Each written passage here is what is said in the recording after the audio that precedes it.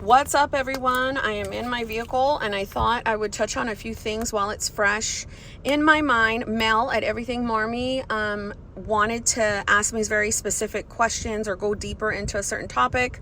I messaged her because I was like, Mel, what exactly it is that you need, because I want to really understand it too, and perhaps to maybe help her or help other people.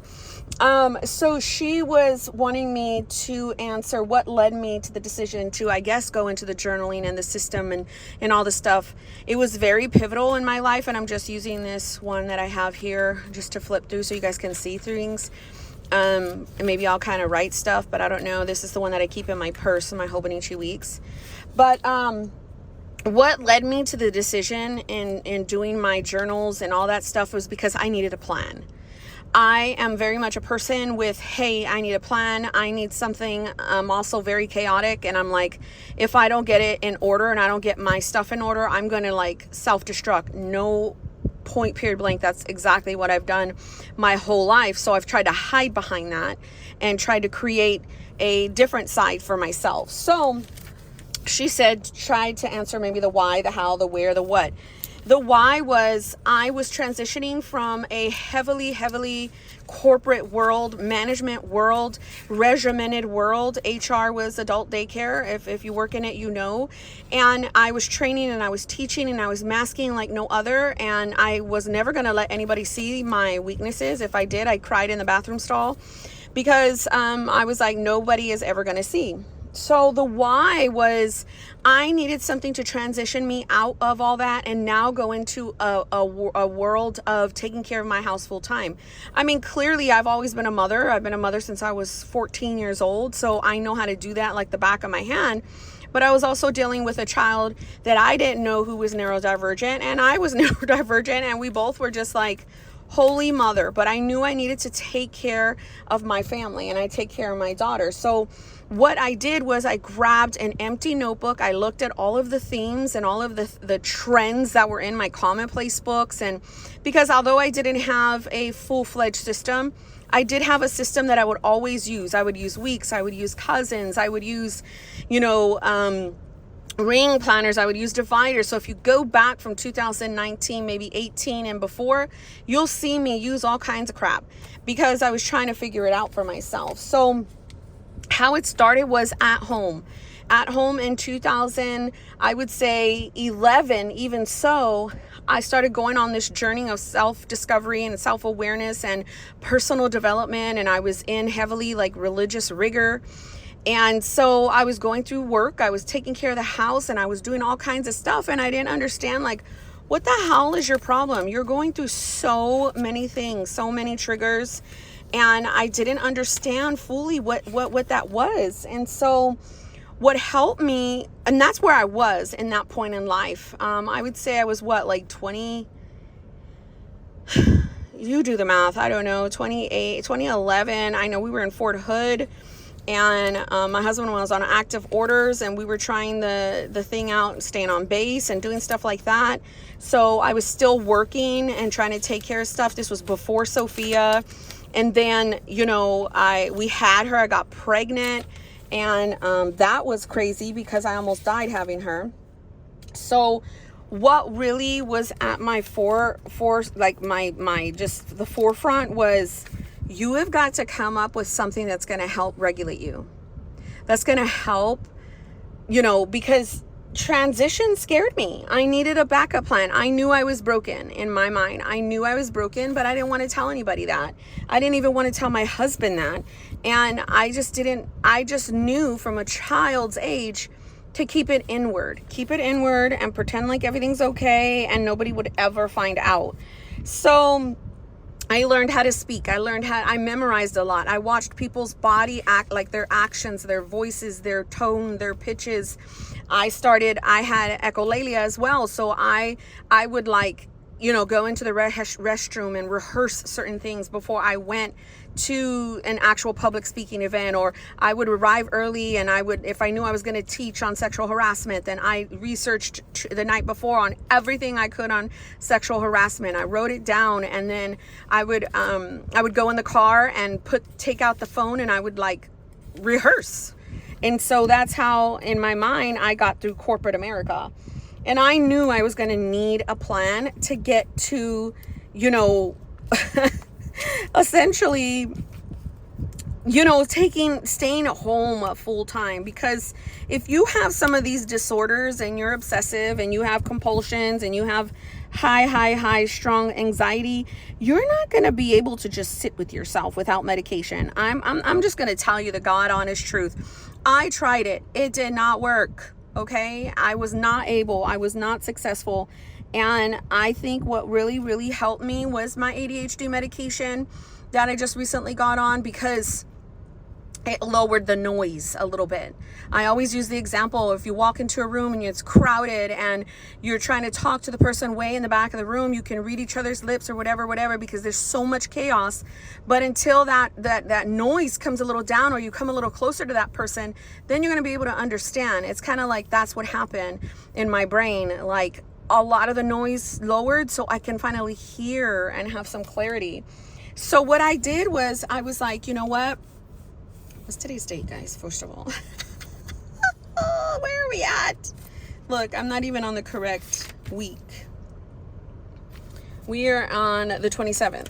So what I did was I seriously grabbed astrology. I grabbed astrology and I was like, okay, from the moment you wake up, what do you need? What do you do? So I knew I was going to wake up before my daughter. I knew I was going to do like a lot of mental health stuff before, because mind you, she was 3 and I was like, holy shit. And I knew I was going to have to homeschool her because there was no way she was going to go into the daycare or anything like that.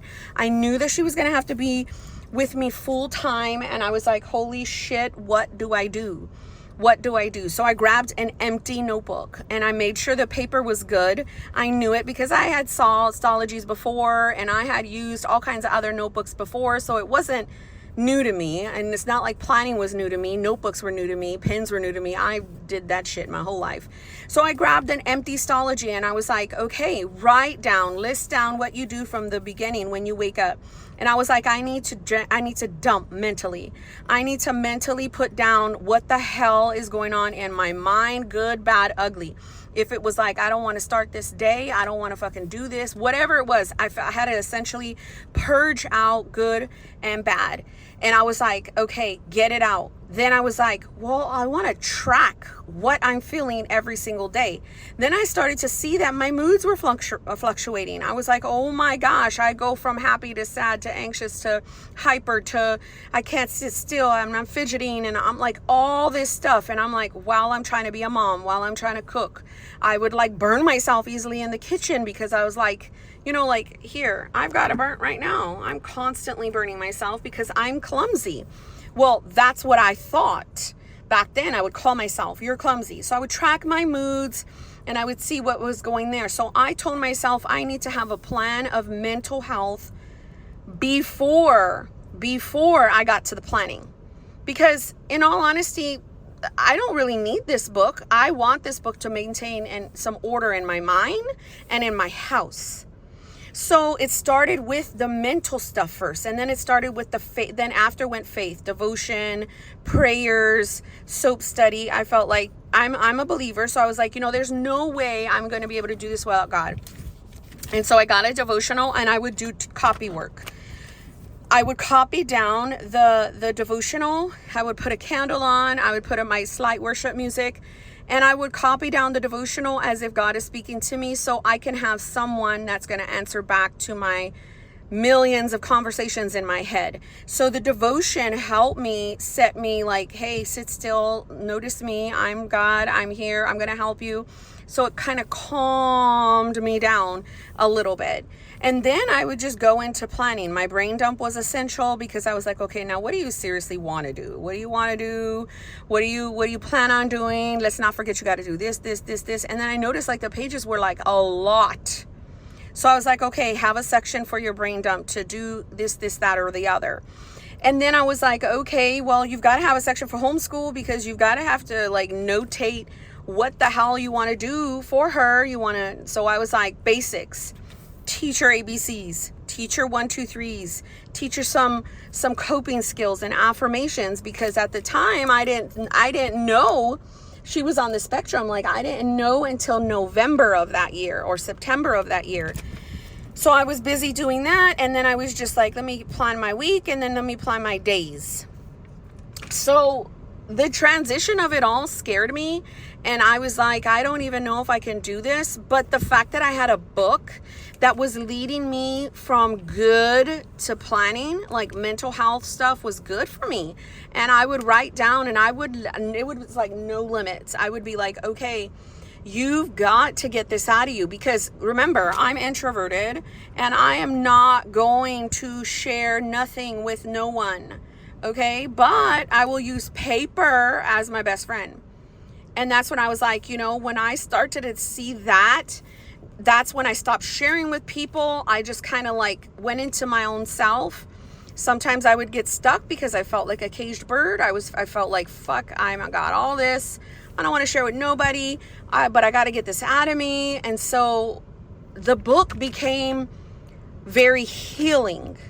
So I think that's why, and I actually know that's why I can continue it on, and it's more than planning for me, because it all started as something abstract and mental for me. So, my writing became really big. I mean, I've always practiced my writing. When I was a kid, I would copy, when they would, you would get in trouble and they would have you copy the sentences. I will not do this, I will not talk I will not talk. Shit, I was happy to do that. I'd be sitting there like, because I was in my own world. I was singing in my head. I was copying down words. I was making up lyrics. I was doing all kinds of shit. And I lived inside of me. That's what I did. I lived inside of me, and I was in my own world, and nobody could jack with that. So the different type of methods I still took with me in my planning, I still, because I am a very loud character by nature, I can turn it on real fast. But what I noticed is that I am so screwed and exhausted after every interaction with every single human being. Like even now, I dropped off my daughter. I had to deal with all those people because I know how she gets, and I know I'm going to have to calm her. So I know I'm going to have to calm myself down first. She might potentially have a meltdown. She might have like a panic attack. So I've got to be prepared for that. So I was like, you know what? Let me decompress in this car before I get going, because then I got to go home and deal with my older kids who have their own challenges. So I'm like, okay, let's just fucking, sit here. And I saw Mel's stuff. So I was like, let me just talk about this. Let me just kind of like, get it out. So the whole premise about, with planning for me is planning became, let me plan for my mental health. Let me plan for my mental health, because how easy it is it for us to do tasks? How easy it is for us to write that we're going to do this task. But we never plan for what's going to happen with our mental health. We're like, oh yeah, I'm going to do the laundry, I'm going to get my nails done, I'm going to do some videos, I'm going to, weigh in, I'm going to do all this. For someone like myself, that overwhelmed me to the T. I was freaking overwhelmed. I was like, there's no way I'm going to be able to do this shit. Are you kidding me? So I was like, okay, well, let's write out and pretend I know that I got my shit together. And why not make it pretty? And why not use paper? And why not use pens? And why not use stickers? And why not do all that? Use pictures. And that's where I got like my system from. It was the time of my life that was so chaotic. I was transitioning and I needed a plan. And that is what I did. And that is what keeps me sane. And that is what will continue to happen.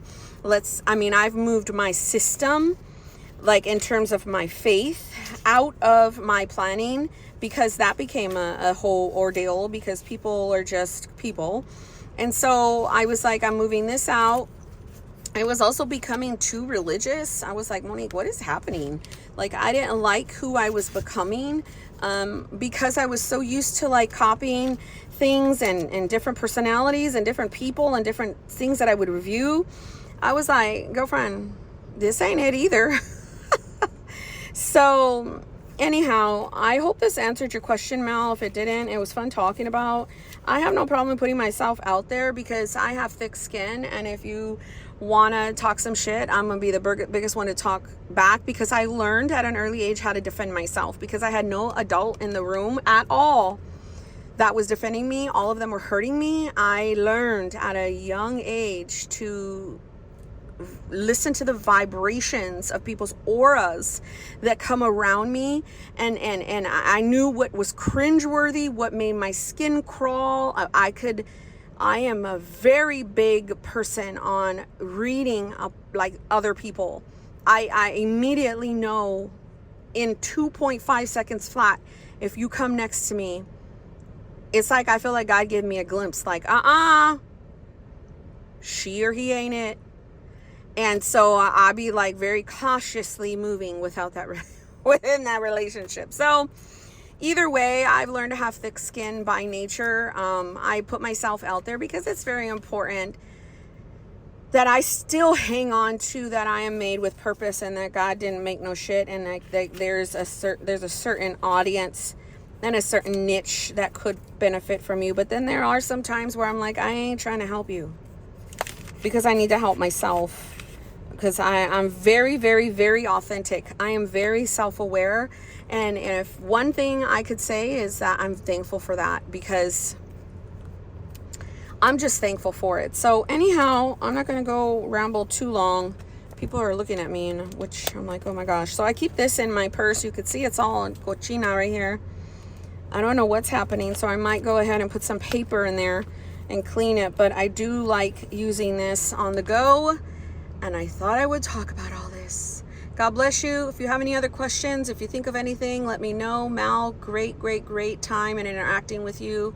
I pray that you continue to be yourself, and that you just don't justify anything for who you are. If I can leave you with that. God bless you.